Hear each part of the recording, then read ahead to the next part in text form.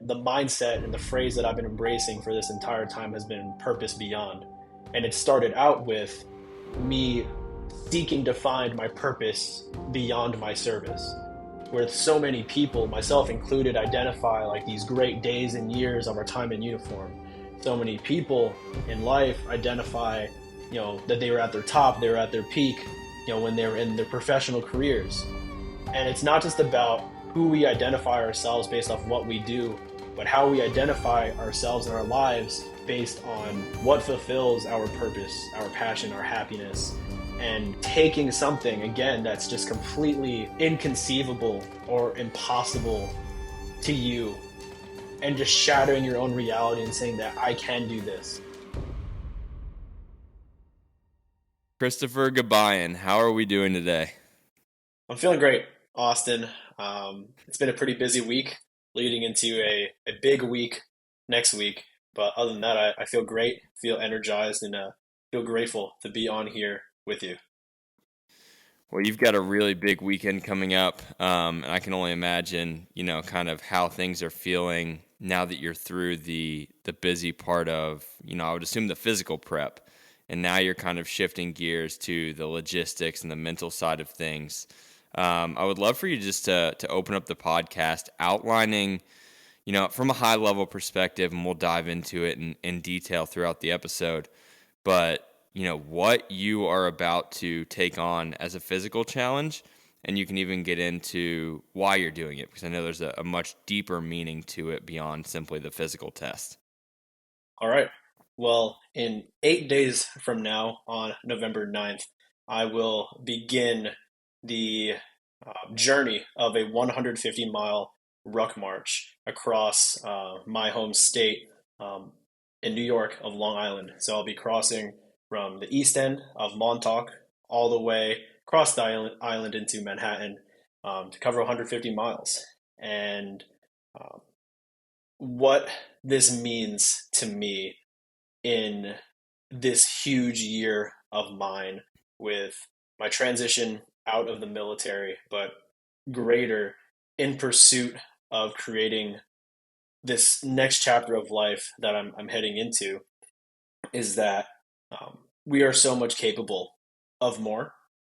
And the idea of doing something that you once thought was inconceivable, not just in the physical realm, but doing something completely outside of what you thought could be your reality. And I'll stop it there for now. Yeah, no, that's great. Um, I want you to kind of, give me a little background, because it's not something that we've necessarily talked about in too much detail. But you're in a transitionary period right now, and I'm really interested for what you can disclose or kind of talk about and explain to the listener what this transition that you're currently, taking on out of the military has been like for you. I know there's been challenges to it, but like you kind of already mentioned, you feel that deeper sense of purpose, and you know that you're on the right path, even if it's not always clear or easy. So kind of just take me through like what this last year of your life, or maybe the last few months of your life, have been like as you've been transitioning out of the military. Absolutely. I think giving some context first, um, I'm just a little bit over 5 years active duty Army, but I've been preparing and have been in this military mindset ever since 2014, really. I was a senior in high school and had pursuits of um, taking on an ROTC scholarship with the goal of commissioning into the active army. And right then, on the first day of college, I was in the St. John's University Army ROTC program. So 4 years of that, preparing for entering the active army, and then 4 years of a military career plus this year of transition. It's been what I call a dense career. While it hasn't been the longest compared to many other military careers, I have definitely I've definitely done a lot and faced a lot in between. This past year has been um, the most challenging year of my life because I decided it so. in my transition, I am currently in the process of building two businesses of my own, one being a mindset and performance coaching business, and then the other being my professional media business. So, trying to juggle building those two businesses that are completely different on ends of the spectrum that kind of meet in the middle with some types of clients and work that I do, but then also managing personal relationships, family relationships, the many curveballs that the Army has handed me administratively in this transition process. Um, I've learned a lot about what it takes to really change the course of your life because for so many of those years, in being in the military, having the goal to enter the military, everything was on a pretty straightforward track. I knew where it was going to be. I know how long things were going to take.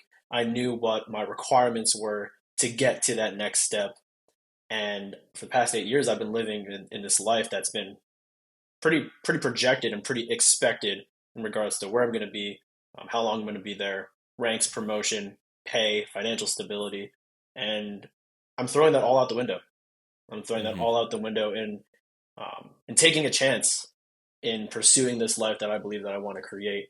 Um, Falling back on my big three tenets of purpose, passion, and happiness, which is the main three areas that in which I want to filter and create my life with. Yeah. I mean, you're taking the leap, and that leap is a beautiful thing. I found myself there a few years ago, leaving the profession of teaching. And as you outlined really well, like when you have all of those ducks in a row, you know what to expect on a day-to-day basis. Sure, there's challenges, like any career that you know, enter into and you want to be good at. There are challenges to that, but the challenges of leaving the known world of a career field and going out, on your own and trying to make something of it, from truly the ground up, it is it's pretty terrifying. And I'm not out of that. I've been in and out of certain positions where I felt like, I'd reached a place of more stability and security, only to find myself once again like taking another leap or questioning, what was next. Have there been any points in this journey where you've doubted yourself and questioned whether you were making the right decision? So I believe a lot of the doubt and a lot of the negative thoughts surrounding my ability to succeed and do this came from actually before I made the decision in the first place. Um, I came back from a non-combat deployment, a rotation to Poland in 2021, and coming back after that, I was on the fence of continuing my military career, and I made the choice to continue on to promote and try out for this really special opportunity, and I got it. And I thought that that was going to be the golden ticket to continuing my military career. That this was going to be the green grass on the other side compared to where I was. And going there, it wasn't necessarily the opportunity or the place. It didn't make any of the ideas of leaving the mill. It didn't make staying in the military any better.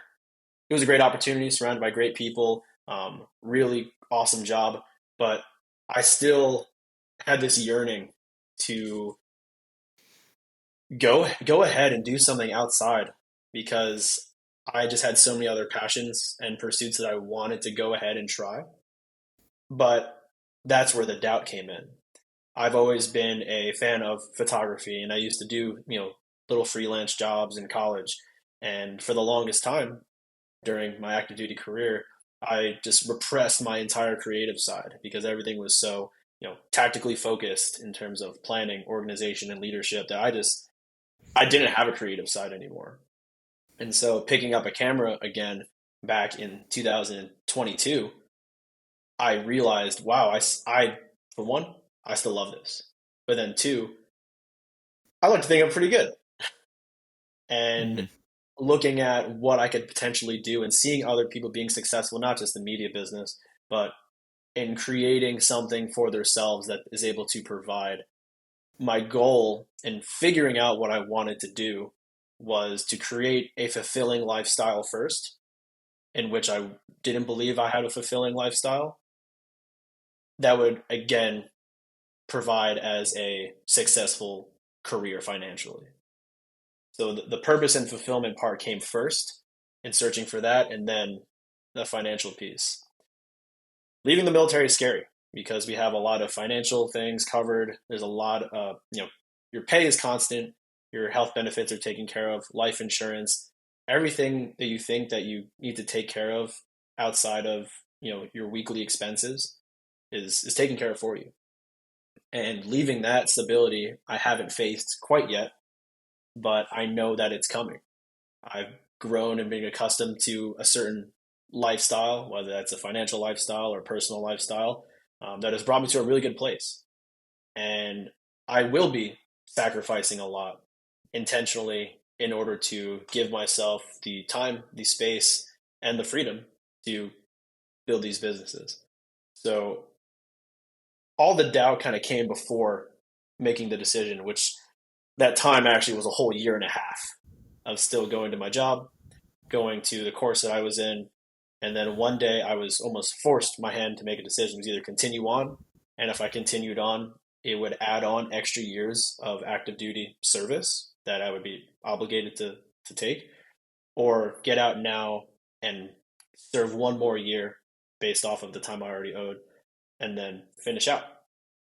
So once I came to that place to make a decision, not to say that the doubt was eliminated, but my my fear, my anxiety of making it happen,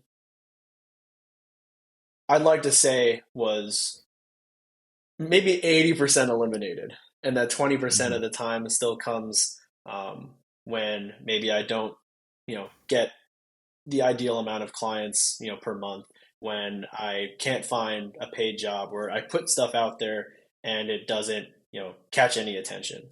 So Hmm. while there are roller coasters and ups and downs of the success, the failures, the lulls of this pursuit, I am definitely confident now that in time, little by little, it'll become a lot, and that I will make it happen. So the doubt, it still sprinkles in there, but now I've come to a point where I am truly confident that I can make this successful for myself. Yeah, absolutely. You mentioned the photography. I'd love to have kind of a side discussion on that really quickly, just in terms of the creative space. What have you found? Like you mentioned being in the military, you went away from that. You knew that you enjoyed being able to explore that creative side, specifically through photography. And, sometimes life forces our hand in other directions and we don't get to tap into that as often. It's something that I've tried to explore a lot more in myself over the last year, and I've found a lot of enjoyment in. What has photography given you? Has it helped to shape your perspective on making this decision, and has leaning into that creative side of your being allowed you to more confidently like lean on those pillars that you mentioned earlier? I think one of the coolest things about art, which is probably going to be the most, um, I guess, controversial part of art, is that it's all perspective. It's just all perspective. In terms of photography, capturing a moment through the way that you perceive the moment, whether that's the color of the environment, the warmth to it, the coldness to it, the feelings and emotions that come with a moment. That is all subjective to the individual. Think about yourself in a crowded room. If you, for example, are an extrovert, you're going to see this room as, bright, energetic, a place where you want to be, where you feel warm and invited. But if you are an introvert, you see a crowded room as daunting, where you minimize yourself, and there's probably a colder, more lonely feeling to it. And in photography, anytime you have a moment that you're looking to capture, um, when you're editing, post processing, and then putting that out to for someone to view, that is your interpretation of a moment in time. And you can take 50 people all with one camera with the same subject, the same time and place, and you will get 50 different interpretations of what that moment was like. And what that has shown me outside of the creative space is that everyone has their own perspective on life as to how they go about it, what they want to focus on, what their subject is, their priorities, what their background is, things that aren't as, I guess, important to them, the things that surround their environment, their attitude towards life. And it has helped me realize and be a little bit more comfortable with just being who I am, with being the person I am, regardless of the criticism or what other people have to say. Um, Not everyone's going to like your art. Not everyone's going to like you. But at the end of the day, you put stuff out there in the hope that you'll find the right people, the right audience, the right friends that are going to support what you create in terms of art, but then what also they also support who you are, what you do, and what your mission is.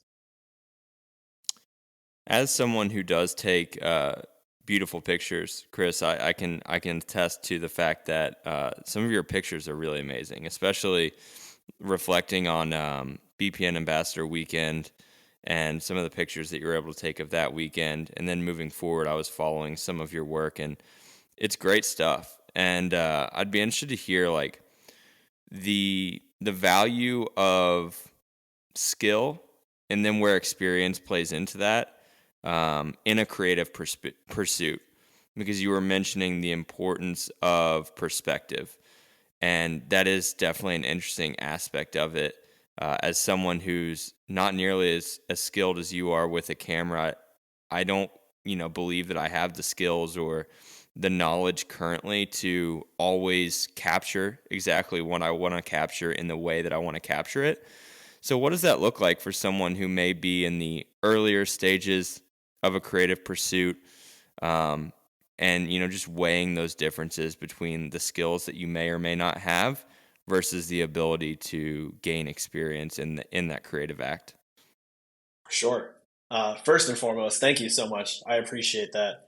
I appreciate you appreciating my work and my art, and it's always a pleasure of mine to be able to share that with others because that's really what I love to do. It's be able to capture and tell stories of meaningful moments for others. But I think the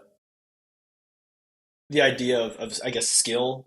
Are we going with skill versus ability, or Hmm. maybe skill versus Yeah. ability? I think it goes without saying that there are just photos and moments captured out there that the general consensus of people would say like, hey, that's a great photo. Whether that's the subject of it that's captured at the right moment, whether that's the background or the environment because it's so beautiful, whether that's the way that the eyes catch different parts of the photo. There definitely are some basic foundations to a great photo, um, but that doesn't necessarily mean that you can't take a good one without understanding the basics. And I think one of the biggest things that comes down to it is this: your intent of what is the story, what is the message you want to have behind that moment. Um, I've been shooting a lot of fitness training and running lately in the past year, and a really easy example is an athlete um, performing a weightlifting movement. Let's just use Olympic lifting with a clean and jerk. Taking the barbell up from the ground, bouncing it off your hip crease, catching it, at the front rack, at your collarbones, and then being able to lift that overhead. There are certain key moments in there that, if you are familiar with weightlifting, that you'll see. You can tell if that moment's captured right, that person's doing a clean. So if you catch it in the famous triple extension pose where the bar is bouncing off the hip crease and the athlete is a full extension throughout their whole body, you're like, hey, that person's doing a clean. But if you catch them where the bar is in front of their chest and they're starting to cave over and looking like they're almost dropping the bar, you're going to be kind of confused as to what they're doing in that moment.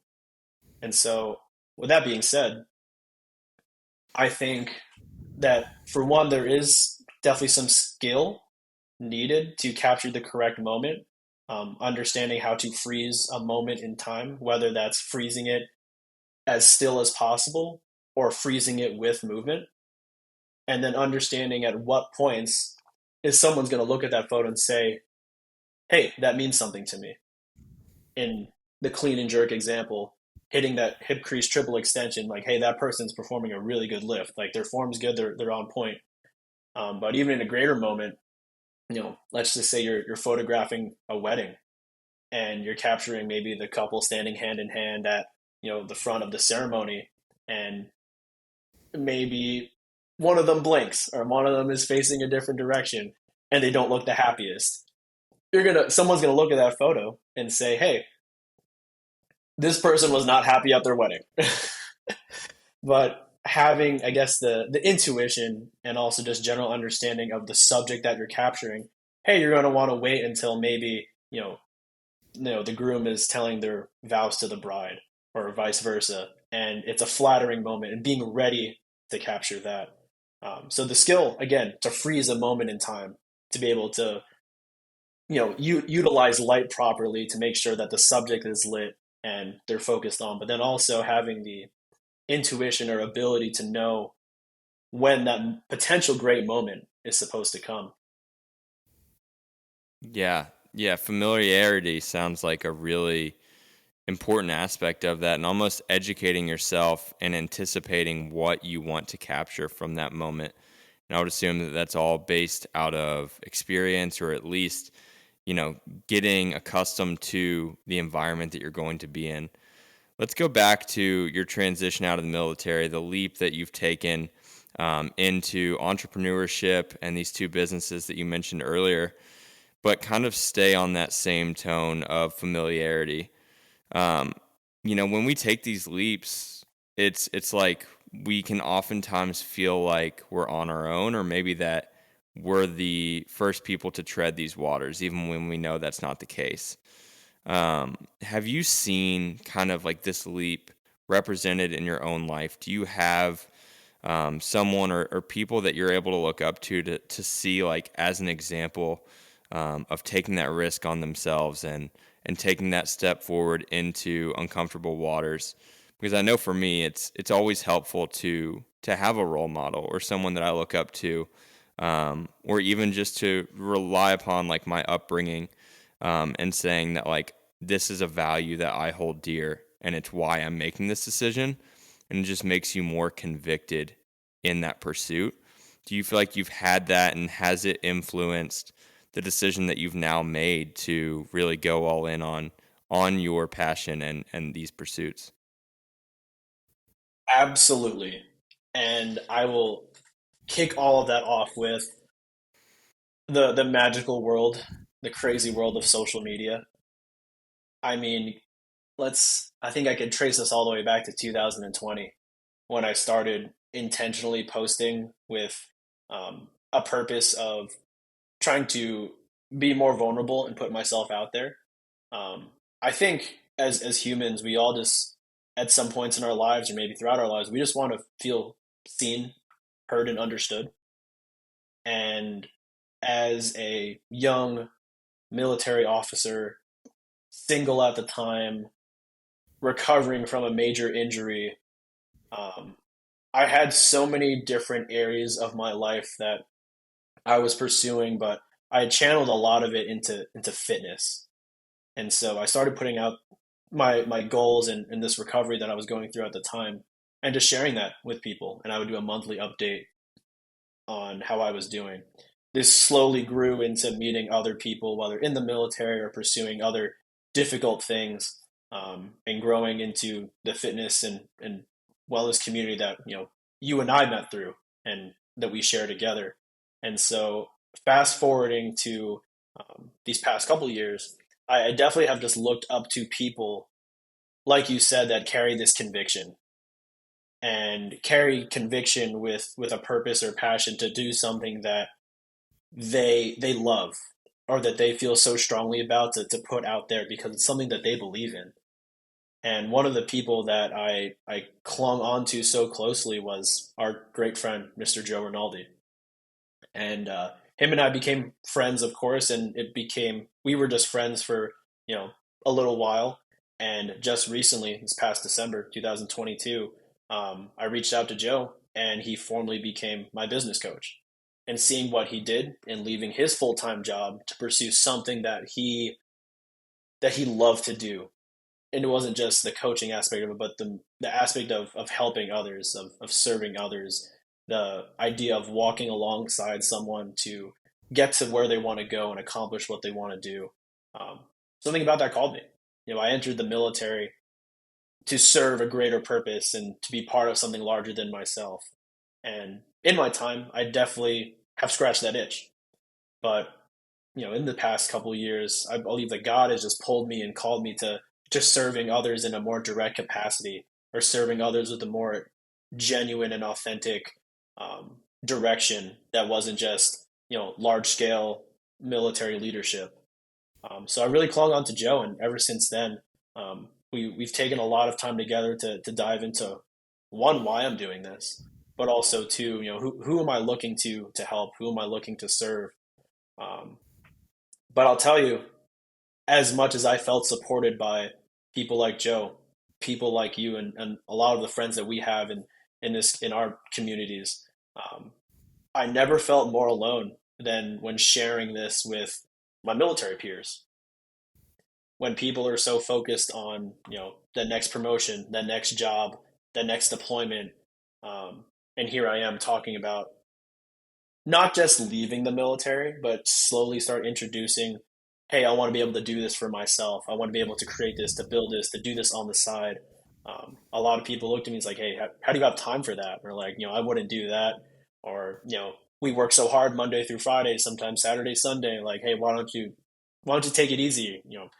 And for so long, I felt alone before I even made the attempt or thought of transitioning. And then once I even made that, I felt so lonely for so long. Um, I had friends that were going to go ahead and continue their careers, and you talk about getting out of the military, and for some reason it's like it's this big like taboo topic because we were in a field where you had to be committed, and not to say that I wasn't committed, but I wanted to do something else. So while I did feel supported in many ways by people so far, digitally, virtually, I had a lot of community and people to lean on, but simultaneously um, felt so alone in that initial phase. Did it feel selfish at all to make that decision and to try to leave the world of the military to then go in on a business that you believe in? I wouldn't call the decision selfish, but in terms of the way that I currently spend my time, just due to the nature of what it takes to build something of your own.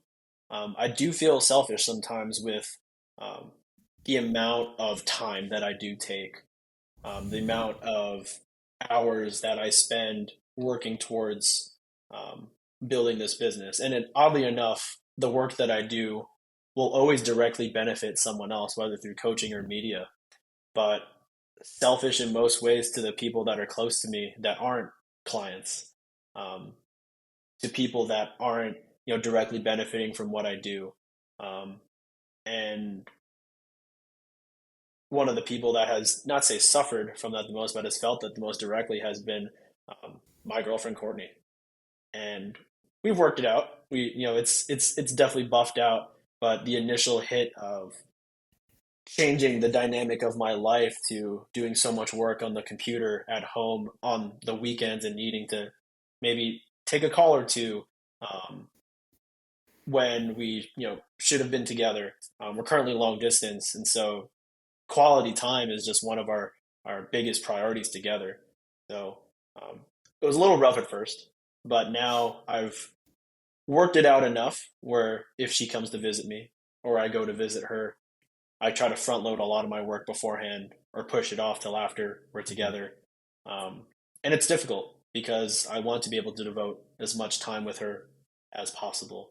But at the same time, for me to do that in the future for us, our future family, um, a lot of work needs to be front loaded in these early years. And so I was talking about, front loading work, on a weekly or a daily basis, but I'm also front loading a lot of work now on a yearly, maybe decades basis to for it to pay off later down the line.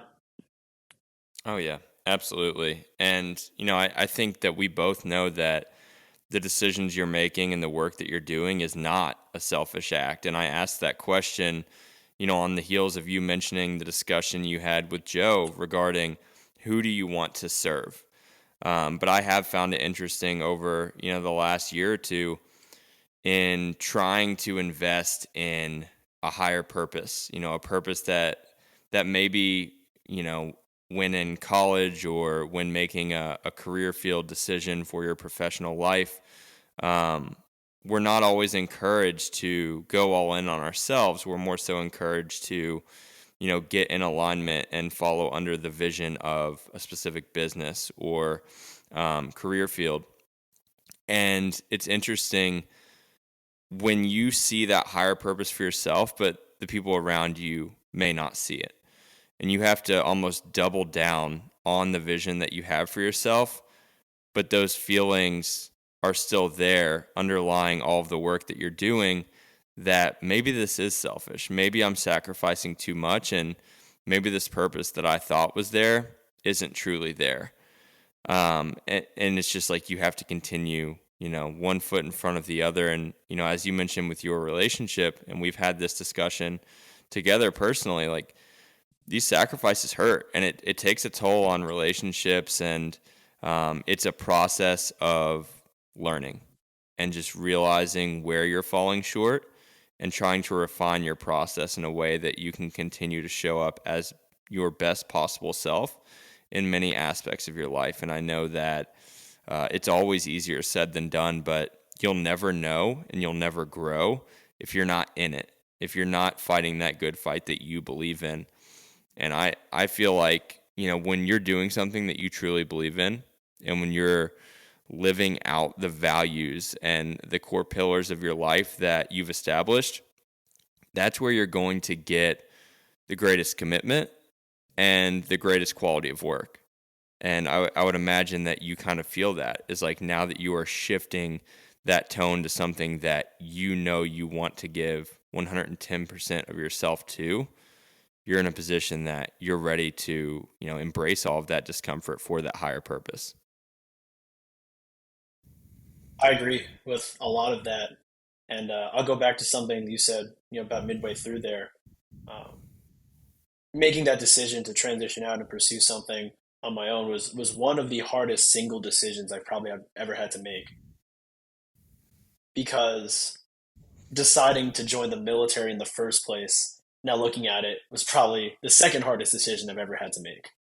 And I fought so much of my way to get where I am now, almost to give it up. Um, I've worked so much, invested so much time, energy, money into building this military career. And if I wished to continue, I would have been successful and would have done great regardless. But I don't look at it as a throwing it away or giving it up. But it was time well invested Hmm. to bring me to where I am now, to teach me all the things that I needed to learn to prepare myself for this next time in life. And making the decision was the toughest thing, and I had to think about for so long. And again, it did feel selfish in some ways, because there wasn't many people who believed in that, and I really needed to stay convicted in myself, because I had, in letting, I'm just going to say, the army know that I wanted to transition, I had to go through a bunch of counselings and meetings with superior officers, to formally initiate the process. And every single time I was brought in to have a counseling, I was told, "Are you sure?" I was asked, "Are you sure you want to make this decision? Are you sure that this is going to be the best for you? Are you sure that this is going to benefit, you, your girlfriend, your family? Are you sure that you don't want to stay? And are you sure you don't want to join the reserve or the National Guard, for all reasons X, Y, and Z?"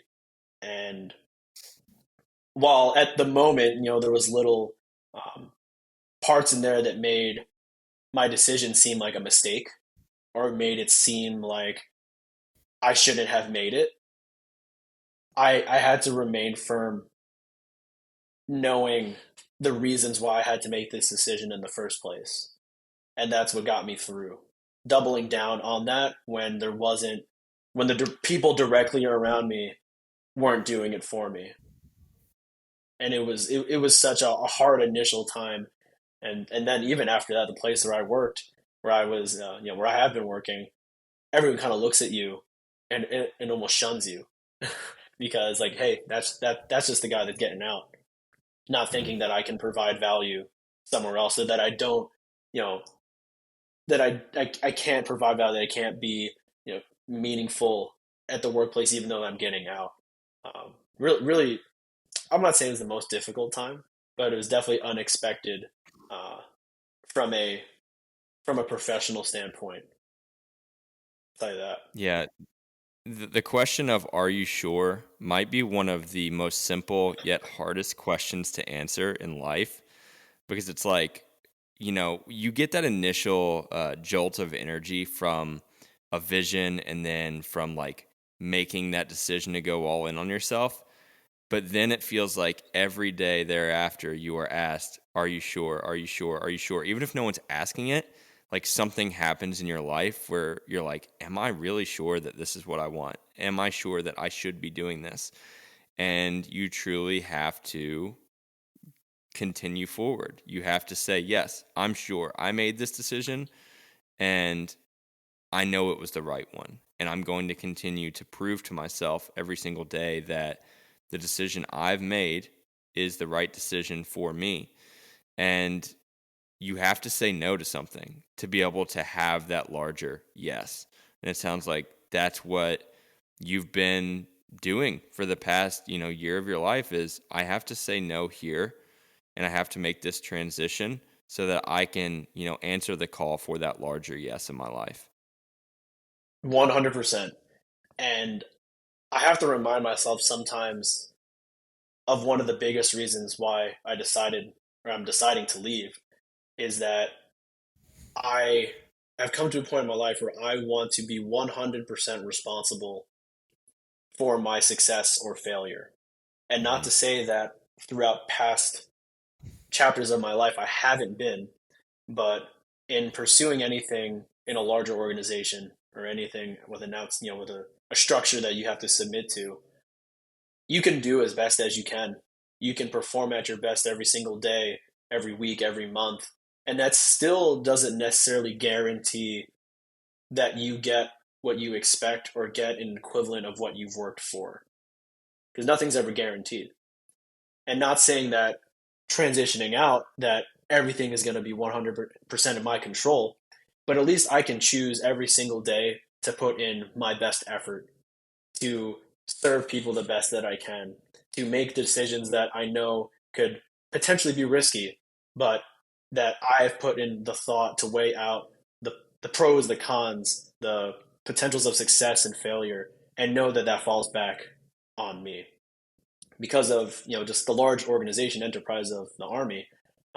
Bureaucracy just creates a bunch of frustration, and there become so many things out of your control, whether that's your time, your schedule, your ability to be home with the people you love, the ability to be close and pursue things that you want to do on a daily, weekly, monthly basis. Small example: I recently just had a client who ran his first 50K. However, um, we did a self-made 50K because he was supposed to run his real race 2 weeks after that. But the military said, "Hey, surprise! We have this random requirement that came out of nowhere, and we're going to send you to this next available training." He had no wiggle room with it. He already had signed up for the race, and I think he maybe got half his money back. But just that frustration of one, not having that extra 2 weeks to train, but then also he was in pursuit of something that he was really passionate about and really had this goal of getting to a race day and having that full race day experience that we all know and love, which is awesome. We made it work. We did a self-made 50K, at a local park. I made him his own little race bid because I believe that everyone deserves a race day experience. But it was just sad because he was so bummed out about not being able to do necessarily what he said specifically he wanted to do. Still hit his goal, a really awesome goal. Smashed a 50K in about 5 hours, 36 minutes. It's great. However, just small things like that where you just don't have control over your time or where you can be sometimes. And I have to remind myself of that because there are days where I don't give it my 100%. There are days where, you know, I have so much going on and I feel almost petrified by that amount. And because of that, I take a step back. I'm like, okay, I need to breathe. But then also, what do I attack first? And reminding myself constantly and praying over it, knowing that I asked for this. In a way, I caused this to happen. Remember to capitalize on that with every opportunity that I get. Yeah. So as you transition from one season of your life to the next, what are some lessons that you take away from your time in the military, or maybe even just one key lesson that you know you're going to hold dear as you then enter this new stage of life? I know for me, there's been so many lessons and skills that I was able to build in my time teaching that I could never look on that time in my life and say, I regret it or I wasted time. It was never a waste of time. So much good came out of that. I developed, I matured, I gained such quality perspectives on the world and people through that time that I now hold that with me through each new life experience that I endure. So for you, what are some of those things that you're going to take with you from your time in the military? That could be a long laundry list in its own podcast on its own, just lessons learned from the military. Um, a couple like quick ones right off the bat is don't take it too serious because it will always be there. And that could be your work. It could be that goal, that race you're trying to get to. It could, whatever it is for you, it'll always be there. Um, that your peace and sanity are um, never worth giving up for a shiny opportunity. In the military, it's really easy to face burnout because you want to work hard and do your best and show people that you're the best. But um, I've seen people unfortunately lose their significant others, lose their families, lose their children in terms of relationships because they were so focused on that next job, that next opportunity, that they failed to continue nurturing the relationships around them. Um, and I guess where that can lead to is in the bigger concept of the military, but also what I've learned this past year is that meaningful moments are important and meaningful people are important. I think a lot of us, maybe when we were younger, spend much of our life trying to either be popular or try to have all these shiny great things that people looked at for attention. Um, and I came up with this little phrase or mantra for myself earlier this year, and it goes, "A few but the good, many but the wrong," and that could be in regards to people having only just five close people in your life, but they're the closest that you can trust, that understand you, that love you and support you. Or you can have a lot of the wrong friends that are surrounded by you for what you can do for them, maybe your status, maybe your power, maybe what you can give them financially. Um, and not to generalize and just say people chase the wrong things, but I've been so much happier, satisfied, fulfilled, and content with my life when I've realized that it's not always about the number of people around you, the number of things that you can accomplish. It's about those people that are going to be there for you before, during, and after. It's about those moments that you can create with them when times are good, when times are bad. or when you're just living throughout your your normal daily life. It's it's this idea that the most valuable things are never going to come in the form of an object. They're never going to come, and it's funny enough, they're never going to come in the form of a race or a distance, whatever it may be. Those are definitely vehicles and vessels of learning and going on that journey. But I definitely can say that it's the people, it's the moments that are meaningful to you that are the most valuable things in life. Quality will always trump quantity. That's been something that I've just seen reinforced time and time again. And also like every time you mention it's not the race we're really like striving for. The race is never the main thing that we're going to value at the end of it all. Um, every time I set a goal, train for it, or identify this like North Star vision that I want to pursue, and then maybe I get there or I get a taste of what I feel like should be the ultimate reward, I find that the reward was actually like 2 months in the past. It was in the process of becoming.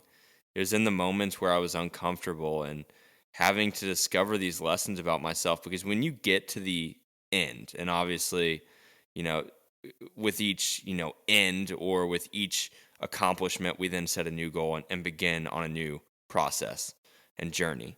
But when you get to like that benchmark point that you were striving for, you just reflect on it all and you reflect on how much you've developed. And then you come to truly value all that it took to get there. And I find that that's what encourages me to then sign up for the next thing. It's, I think like there's a misconception that, well, you've crossed the finish line and that's why you sign up for the next race because you want to then cross another finish line. No, I want to arrive to another start line. That's what gets me to the spot where I want to sign up for another race because I want to go through the 12 to 16 weeks that it takes to train for that because I want that form of personal development. I want to have the pressure applied to myself. And so often it's us who is applying the pressure. It's no one else. And I think that, when you were discussing the military versus kind of this next chapter that you're embarking on, you're the one applying the pressure now. The pressure is not external, it's all coming from within. And it's almost like that's what we want. That's where we're going to get the best results from ourselves. And that pressure will be, it'll be more than it's ever been. It ramps itself up when it's coming from you because you see everything. You can't fool yourself when you're not giving 100%. And now it's up to you to give 100% day in and day out. There's no room for, risking that how far you've come is far enough.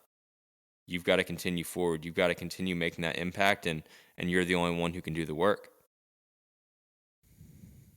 It's not about crossing another finish line, like getting to another start line. Yeah. You make that up now? That Yeah. was really good. Thanks. Let's That's a really good one. I appreciate that. Let's transition to the Long Island 150 because I need to know it all. I'm going to be there. I'm going to be at that start line and that finish line in New York in just about a week and a half, and I am beyond excited. I'm truly honored that you included me in an amazing group of people to come support this journey. It's something that I made a commitment to for myself this year, especially after completing 100 miles in February and seeing the crew that I had around me and seeing how important that support system is. When I finished that race, I didn't say I want to sign up for another race. I said I want to support other people. And I've been able to do that in a few different capacities. And I feel like this is just such an amazing opportunity to support you and this purpose beyond. So tell me a little bit about, you mentioned what we're doing earlier. Why are we doing it? Because it's absurd. And that's not that, and if that's not the reason. That's just the best way I can explain it. Because when I talk about it to other people, they're saying how crazy it is, how wild it is, and then sometimes I take a step back and like in my planning and looking at routes, and I'm like, wow, this actually is pretty absurd. Like who does this? Um, but for so many reasons, this march represents so much to me. I'll tell the quicker version of this story. But freshman year of college, 2014, 118-pound freshman cadet Gabayan tries out for the St. John's University Ranger Challenge team. Think about almost like a varsity sports team, but like for tactical purposes at the college level. And this tryout, woke up super early in the morning, maybe 3, or we started at 4, and then had to take an Army physical fitness test. We had to do this ruck march, maybe like 6 miles. So between like 2 miles of running, 6 miles of rucking. Um, we head down to the track of our college, and our next task was to carry. I think it was sandbag lunges around the track. And I'm here, 118-pound me with probably like a 35, 40-pound sandbag. I'm lunging and I'm wincing, I'm complaining, I'm like grunting because I'm in pain. It hurts. It hurts. And one of my friends now, oddly enough, but an upperclassman about 3 years older than me, she makes a point to tell me, "Goodbye, and you sound like a B word." Insert that there. And I wasn't mad at her. I was just almost disappointed in myself, and I said, "You know what? She's probably right. She's probably right. Like I probably sound like I can't do this right now." And from that moment and the rest of the year, I was faced with so much physical challenge because the military is a physically demanding career, and I never wanted to let my physical fitness get in the way of my mental toughness and resilience. Um, Major Dick Winter's Band of Brothers, if you're familiar, and if listeners are familiar, he has tenets of leadership, and one of his main tenets is that your physical endurance will determine your mental resilience. Because think about it: the first moment you ever feel like you're in pain, that's when doubt starts to come, sink in. The first moment you get a blister on your foot, or your legs start cramping up, or you feel tired. That's when you start doubting yourself and thinking that you can't do something. So that freshman year of ROTC, really it motivated me.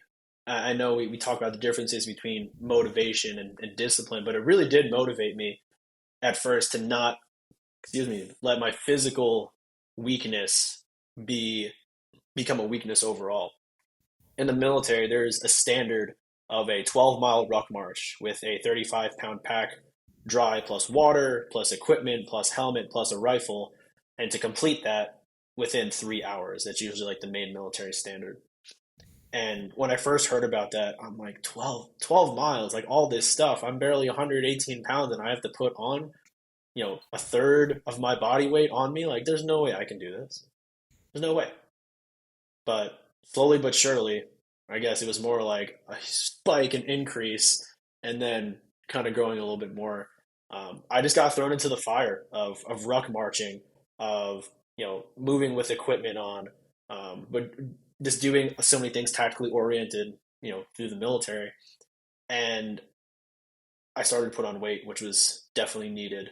It was all good weight, and eventually, the end of um, freshman year, and I think going into sophomore year, um, we had done some 10-mile rucks, some 12-mile rucks, maybe not under that condition, but some of my friends and I, we decided to sign up for what was called the Tough Ruck, and that is a 26.2-mile ruck march through historic Concord, Massachusetts, and that was at that point the hardest thing I'd ever done because it was 26.2 miles, again, 35 pounds, no other equipment, but done in boots. And I think it took us around 7.5 hours. And I just remember feeling so destroyed after that. Body, but could barely walk, chafed everywhere. I think I just drank water throughout the whole time, like water and Cliff Bars. No idea of nutrition back then.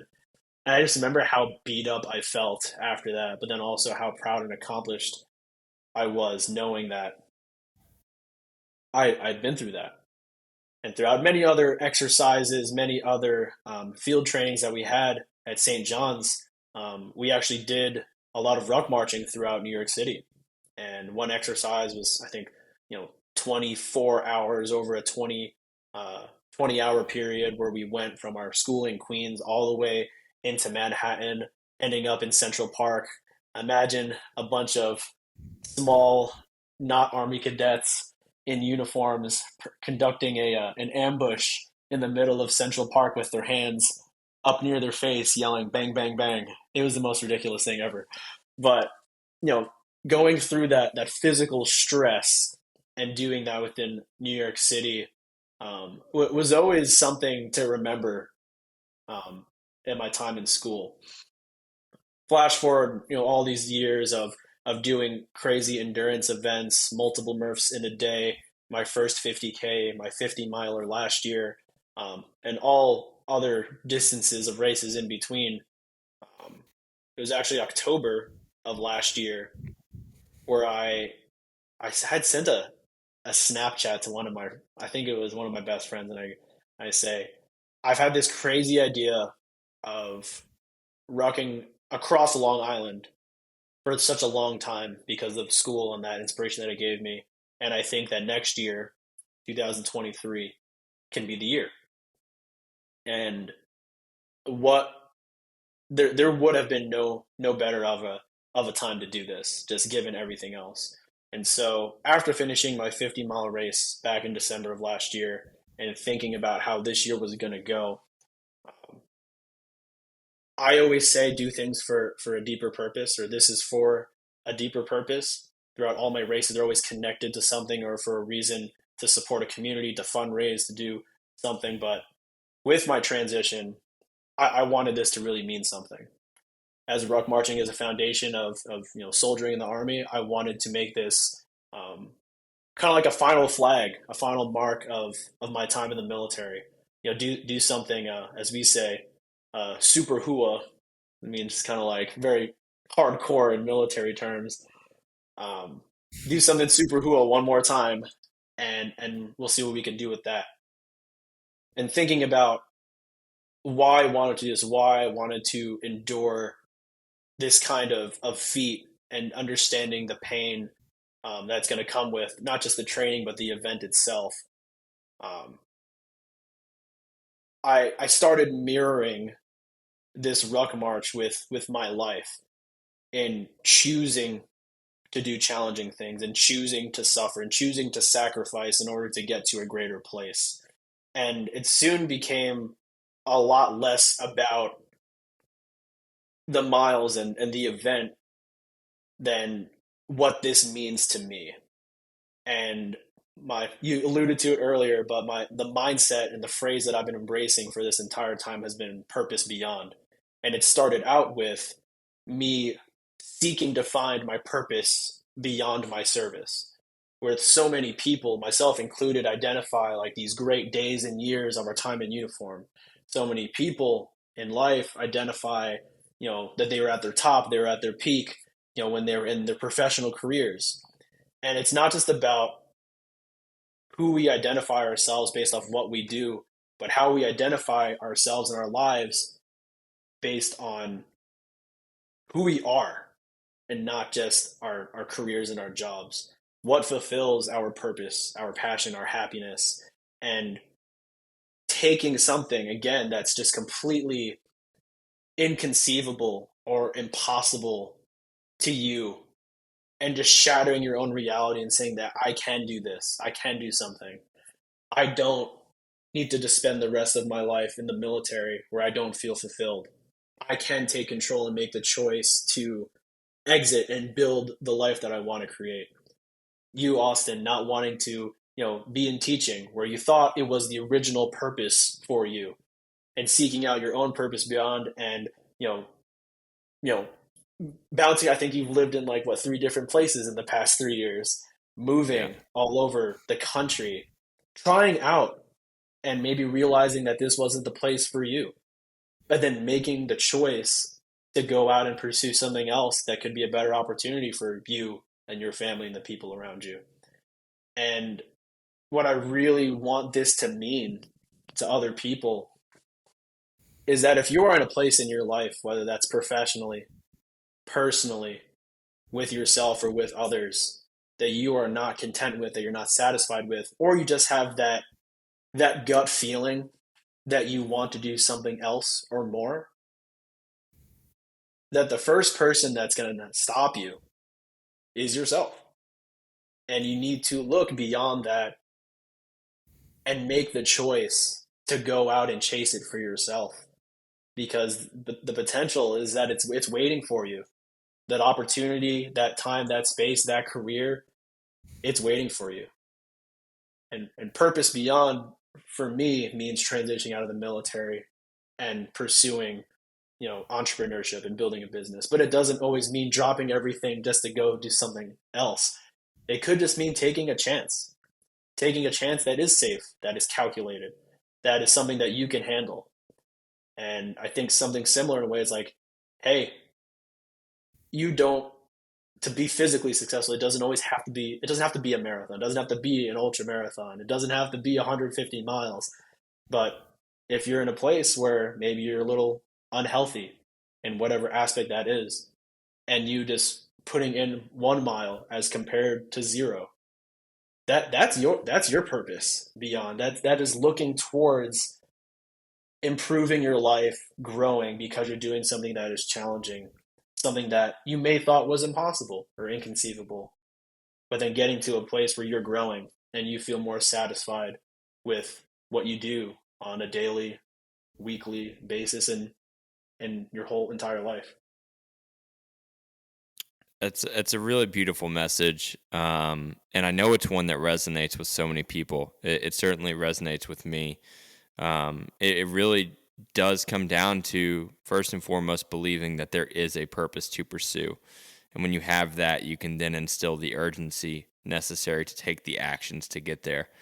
I want to hit the basics of this challenge. I want people to really understand what we're going to be doing out there. Maybe I want to better understand what we're going to be doing out there, but I think I have a pretty good idea.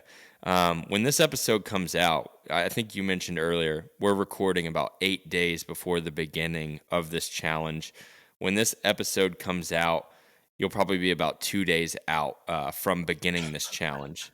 So, people are going to be able to listen to this podcast and truly understand what's about to happen, and then they can follow along with the journey. Beginning the morning of November 9th, this is going to begin a 150-mile ruck, 150 miles over the course of 4 days. So I'm going to ask you some basic questions that may be obvious, but will probably provide some greater clarity to this. 150 miles over the course of 4 days. What is your plan for how much mileage you hope to cover on a daily basis? So I split it up over 4 days to do 40, 40, 35, and 35. Long Island is only roughly about 120 miles long. So one of those days will be a little bit of a zigzag to make some miles. But that is the intent and goal. If I can squeeze maybe some earlier miles on the first 2 days to help make the course and route a little bit easier, the later two, we'll see if I'm up for that. But that's the goal for now.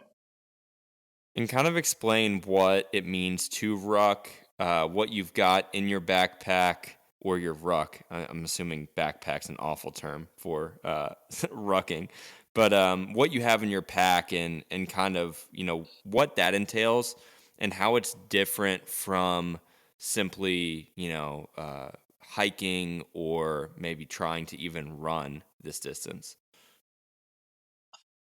I mean, up front, the biggest difference is just the amount of time it takes. The amount of time it takes to just cover that distance where, in an hour on, and maybe for an easy run, let's just go 10 minutes, per mile. Someone can cover 6 miles in an hour. For me, I only cover about 3.5 miles in an hour. In terms of my equipment, my ruck, um, just got a new pack, which is a million times better than the previous ruck I was using. But the goal is to carry 35 pounds on the dot, dry, meaning what's on the inside. I was actually training with 40 throughout this entire prep. And then on the outside, I have a 3 liter camelback attached. So that's about another 6.5 pounds. So training with roughly about 46, 47 pounds, but come day of, I'll have probably a total of no more than 41 on my back, including equipment and water. And what is making up those 35 pounds? And is there a reason for 35?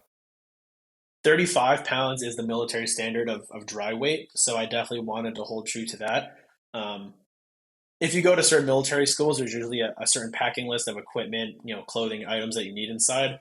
Um, Funny enough, I actually have a cargo parachute inside of my ruck.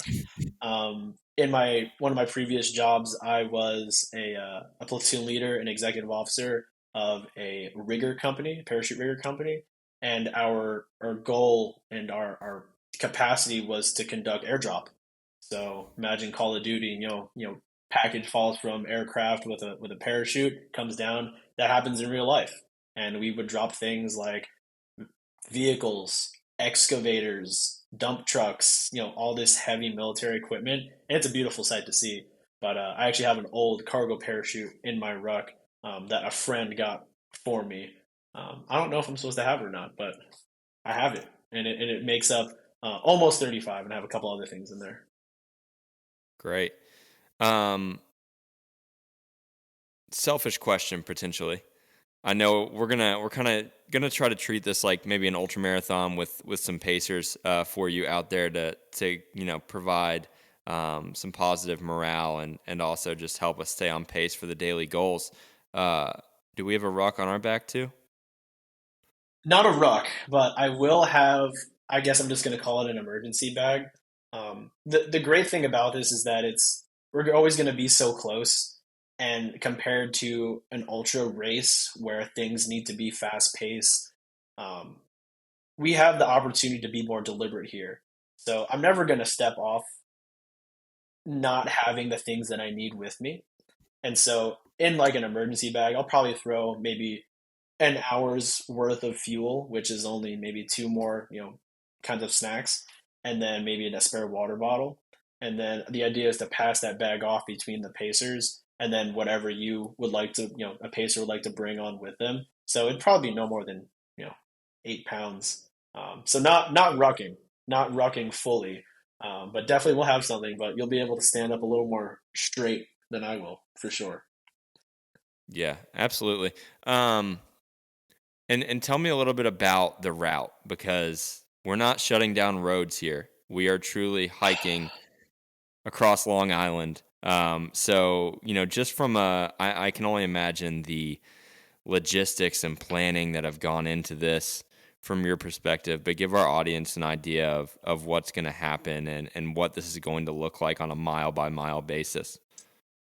So oddly enough, it's pretty straightforward, meaning that a majority of everything is just going to be on roads. For the first 2 days, going from the furthest end of Montauk to about the Islip area, it'll be straight roads. Hopefully roads, and to my understanding, roads with sidewalks. Um, but those first 2 days, really 80 miles, is going to be just straight concrete, not too much elevation because Long Island is relatively flat, and so that's pretty good. Day three is going to be the most interesting one. Just the place we're going to be, and of course, trying to make more mileage out of the island. We're going to go from roughly, you know, a more southern part of the island, and then head up north, and to come back down. And so, um, two things with that are going to be important. Is one, going up north, we will probably be facing a positive grade of elevation the entire time. So for about 17 and a half miles, going more or less uphill, it might not be as significant.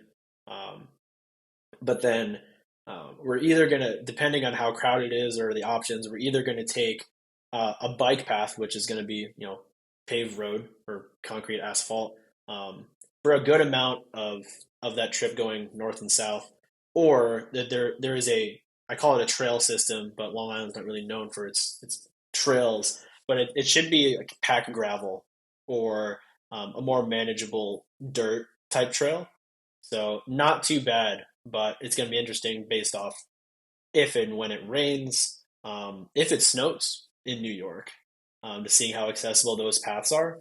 And then if it's on more of a trail than it is a road, access to the crew won't be as feasible. So it shouldn't be too bad. But then the fourth day, we're in, you know, suburbia New York at that point, crossing into Nassau County, into Queens, into Brooklyn.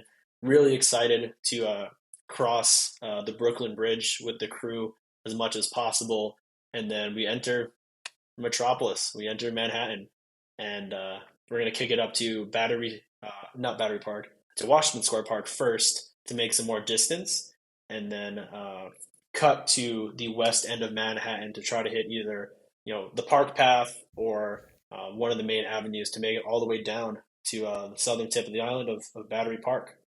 So that's a rough idea, and it goes without saying 95% of that is going to be concrete. So uh, my knees will hate me later. Well, no, as we've already discussed a little bit today, like you can plan and plan and plan, and that plan will certainly benefit you in the execution of this, mission. But they're still unknown, and you have to be willing to brave that unknown and accept each individual unknown as it comes. And that's what we're going to do as a team. And I know you're ready to do that.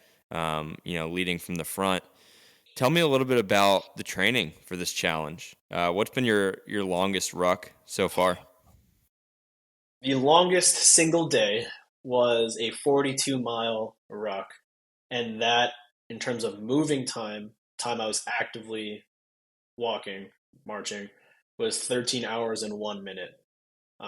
It took a total time of 15 hours of being out there as I was self-supported, and had to scurry around for bathrooms, places to stop. It was also upwards of 90 degrees that day. So, as the runners like to say, summer miles equal fall smiles. I definitely have benefited from a lot of those miles in July, August. So, 42-mile day. It was a hard day. My 50-mile ultra took me about 13 and a half hours, and that was 13 and a half hours straight through. So my one single training day, which equates to about a little over a quarter of the mileage of the total, um, took me a total of like 15 hours. So we have a few long days to look forward to, of being out there. But the longest single day was 42 miles. But just this, I guess, in the past 2 weeks, I completed 101 miles over an 8 day period, so a Thursday to a Thursday, in which I did 4 days in a row of 15, accumulating 60 miles. Took 2 days of rest, and then I did 2 days of 20. The last one I did 21 just to kind of seal the deal a little bit.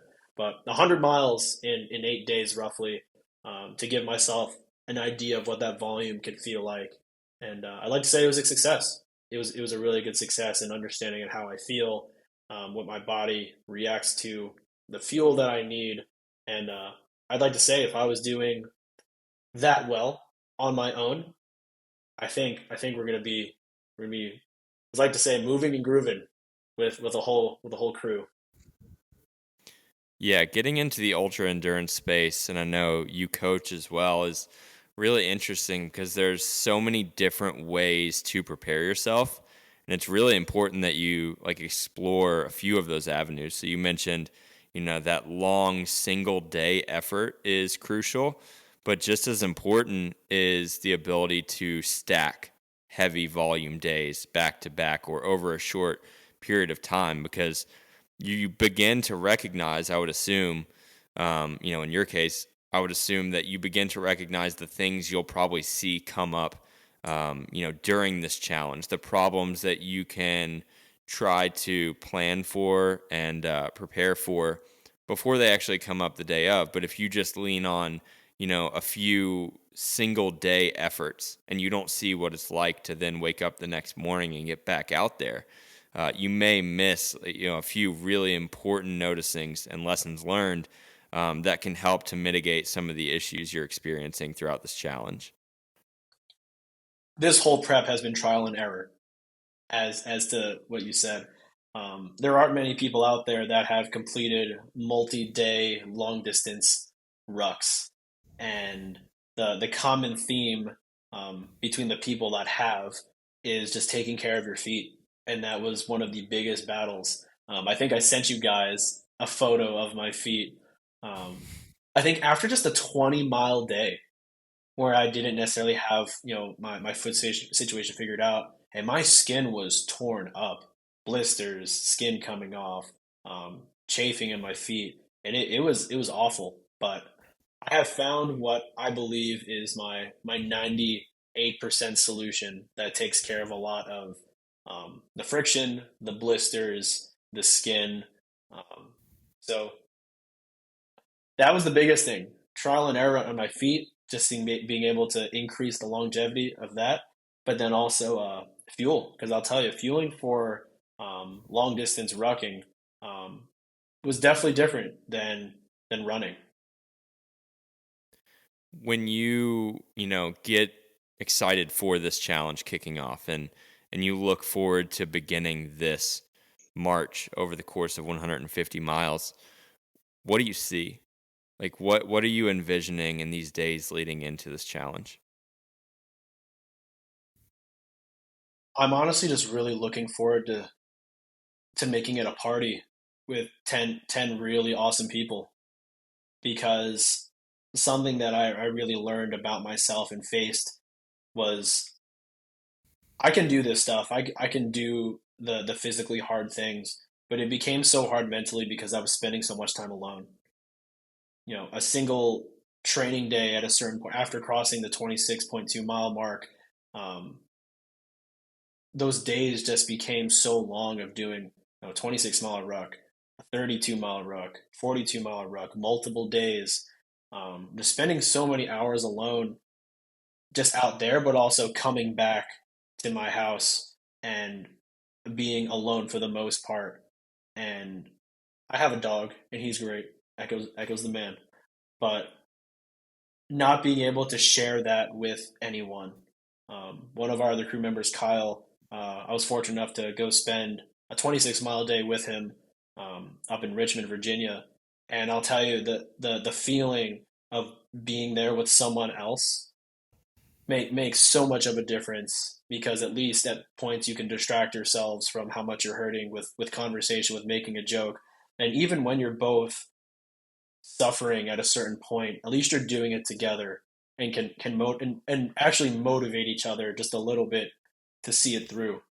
So I'm really looking forward to not doing this by myself anymore, and being around such great people that I know that are going to make this not just physically easier for me, but mentally and emotionally, um, just great. I'm not even going to say good or better. It's going to be great, because after all this time alone, man, I'm ready to do this in person with y'all. Do you feel like there's anything that's going to get in the way of you completing 150 miles? Stoplights, stoplights. That's going to be the biggest thing. I've been training more so on empty roads without lights, and on Fort Bragg, which I've been able to find paths of continuous miles, um, without having many places to stop, or intersections, or busy intersections for that matter. First 2 days should be okay. Third day, all right. Fourth day, we'll definitely see a huge slowdown because of traffic lights. Um, I'm not encouraging jaywalking, but it's a New York standard. It's part of the New York culture, and sometimes we'll just have to, just kind of have to pass through and make it happen. I have a plan. At stoplights, maybe if I face a light in the direction I'm supposed to go, I just start walking maybe a couple a couple feet back and forth because the goal is to rack up a number. So I'm still hitting that number. Um, and if I end up being, a little more on some of the days, hey, it's just extra credit. There's nothing wrong with extra credit. You can anticipate going into a challenge like this that there's going to be pain. You've probably felt some of that pain in the training, and you can only imagine that it'll compound on day 3 and day 4 to be something that you've probably never experienced. What is your relationship with pain? I think I'll be honest here and say that no one likes to be in pain. I don't think anyone out there likes to physically experience pain. Our bodies are wired in a way to receive pain and send signals to our brain to stop that pain. However, what I do think is something we develop as athletes in the endurance space, or any athlete really that experiences pain, or their sport is revolved around um, facing that physical difficulty, is that it's a means to tap into what we can do mentally. I used to be really reluctant to face pain, to put myself in uncomfortable situations. Freshman year, cadet Gabayan, lunging around the track with a sandbag. That guy did not have a good relationship with pain. Did not know how to manage pain. Did not know how to see through pain. And throughout everything that I've trained up for and been through, I've definitely grown. Not to say that I like it, honestly, but to know that it's temporary, and that it will bring you to a place where you have to tap into something even deeper. With every unconventional feat or endurance feat that I've done, I've experienced some kind of pain that has taken me to a place where I've never been before. And of course, that comes in a physical manner, but the depths into which I go mentally, spiritually, and emotionally throughout those times, it brings me it brings me further into a place that shows me how capable not just I can be, but how we all are. And I think outside of physical pain, but embracing all the other aspects that come with that, kind of like that the mental anguish of, oh, I'm in pain, I want to keep going. If we're able to channel that and learn to become better at holding on to that for longer, it kind of dissipates and transcends the other parts of life. In terms of pain, I'll be honest with you. I think experiencing and sacrificing ourselves for physical pain is easier than emotional or mental pain. And there have been many parts of this prep where I have realized that maybe not just now, but in other parts of my life, I have used physical pain to distract myself from heartbreak, from mental frustration, with other difficult things that have been going on up here in my mind and in my heart. And I can be honest about that. And it's learning how to not just distract, not to just divert that kind of pain, but to channel it in a place where we can face it and understand it a little bit more, so that after that pain is gone, at least physically, we can learn how to better face the other pains that we have, that we're facing.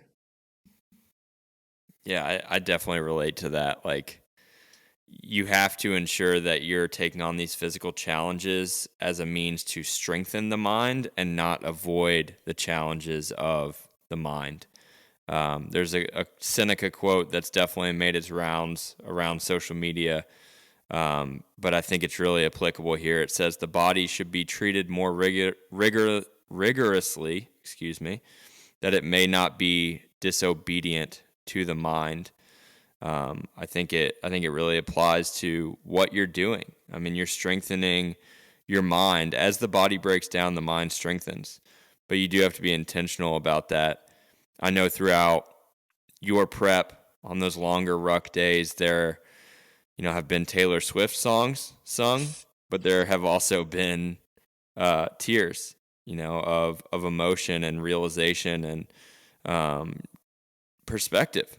I mean, enlightenment. Truly, like I've found the hardest moments physically are the most enlightening, mentally and emotionally, and that's what brings me back to is knowing that I can get to that place. But you have to dig pretty deep into a hole to really find those moments of clarity. And I know that you have throughout this prep. I know that you will throughout this challenge. And ultimately, it will just lead you to such a beautiful place as you complete that 150th mile with people surrounding you who believe in you fully, who are so happy to be there to support you. And I just can't wait to see this for you. I know that there is such a deep purpose that's going to be communicated through this ruck. And it goes so much deeper than just 150 miles. And I can't wait for the world to hear that. As we begin to wrap up here today, I would like to kind of reference the namesake of the podcast, Steadfast. And this is something that it's really cool having you on this podcast today at this stage of life. I remember we had a phone call the beginning of summer, so 4 months ago now, maybe. And I referenced the verse from James 1:12 that is kind of the reason that I begun this podcast and the idea of the Steadfast Collective. And I told you at that time that that word had a lot of meaning to me. It's something that I've continued to come back to in hard moments, both physically, mentally, and emotionally. How do you and it's funny that I say all that because I think you said the word first in our call. You mentioned something about being steadfast, and then I kind of expanded on why it held so much meaning for me. But it's something that's allowed me to maintain discipline in hard moments. It's allowed me to center myself on a perspective that I needed entering into a physical challenge. So let's go into the hard moments that you can anticipate facing during this challenge. How do you plan to remain steadfast, to approach that with peace of mind, knowing why you're doing it? And how can you center yourself on that purpose beyond that you are truly doing this for? So interestingly enough, in the past couple of months, I have really taken the opportunity to become aware of what helps me stay steadfast and solid. That's the simple word that I can always allude it to. I'll be the first one to say that I'm not the most disciplined person. I'm not the most consistent person on a daily basis in terms of this prep, in terms of this training, and in terms of anything I've ever done. However, what has got me through so much of this physically hard prep, but then also facing so many other non-physical challenges this year, has been opening myself up and leaning on others. I used to be this person that kept all his frustrations, his difficulties, his emotions and thoughts to himself, and so commonly it was almost a pattern. It's just I would hold on to it until I just couldn't anymore, and that would spill over, and it would either be a breakdown, it would be um, a burst of frustration, or maybe anger onto others, and I didn't handle it well. In terms of this prep and spending so much time of it, so much alone, I mean, it just came to a certain point where I was just tired. I was just tired of holding on to of that saying, you know, it's really easy to, at the end of a ruck, say like, hey, that was, it was easy, it's done. But then being really realistic with myself, like, hey, that was a hard day. That was a hard day, and sharing that experience with someone else and going far beyond just the ruck march itself. Um, I faced so many things that I wouldn't have expected to have this year in terms of this transition, in terms of other life and personal matters. And instead of just keeping all that to myself and letting me sink and drown in my own thoughts and emotions, I've leaned on people. That's why I asked all of you guys to come out here with me, not just to have a good time and kick it back in New York, but to really be people that I can lean on when times get tough. And like I mentioned earlier today, it's creating those meaningful moments with meaningful people and creating those relationships that will be there for you when times are good, when times are bad, when it's just normal. Hey, when I wake up in the morning, I'm gonna feel energized, and I'll ruck a good 20, 26 miles and feel great. And there's gonna be points where, hey, I'm just moving, no big excitement, but no big pain. And then there's gonna be, I'd imagine, many moments where it's going to become physically hard first, and to maybe not let it get to a point where it becomes mentally hard. Lean on the people that are going to be there, that are physically actually going to be there this time. And that's just something that I'm going to take and carry for the rest of my life. It's that, again, it doesn't have to be 100, 1,000, hundreds of thousands of people that say that they're there for you, that support you, but it's going to be, in this case, the 10 other people around me that say, like, hey, we got your back, that are going to be physically right there beside me. And I know that beyond, next week, the week after that, and through life, that it doesn't always have to be people physically next to me, um, walking down the street, but people that are going to be next to me in my heart and mind, because we don't have to go through life alone. And I like to think that everyone out there wants connection with at least another individual to share life with, to go through. And I would regret so much of what I do now, what I would do in the future, if I didn't want to include others to share that with. Final question for you today. Going back to the purpose beyond mindset,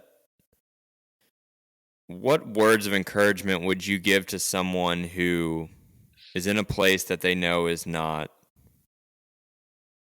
the highest form of themselves or their highest potential in life, but they don't quite see that purpose beyond? They're struggling to see the next steps. They're struggling to see that they are made for more. What encouragement would you give to them? If I could take the chance to do this with every single person in my life, I would. And the question or the prompt goes, if you had a free day to yourself to do whatever you wanted, how would you spend that day? And I think it's a really good first look at where people's either purpose, passion, or happiness lies. For some people in a stressful season of life, that question might lead to them saying, like, hey, I just want to relax. I want to take a vacation, or go out, read a book at home, whatever it may be. In a person who seems maybe lost or is searching for that purpose, it may look like doing their favorite thing in the world. It may be doing an activity that they really enjoy, or going to a place where they feel comfortable. And I think that's a really good place to start. Places that seem familiar, places that we can trust. And from there, after asking them what they would do in that day, and almost challenging them with, why won't you do that every day? Or why can't you do that every day? Almost to get the mind flowing as to how that dream or that ideal situation can become a reality. That's great. I love that.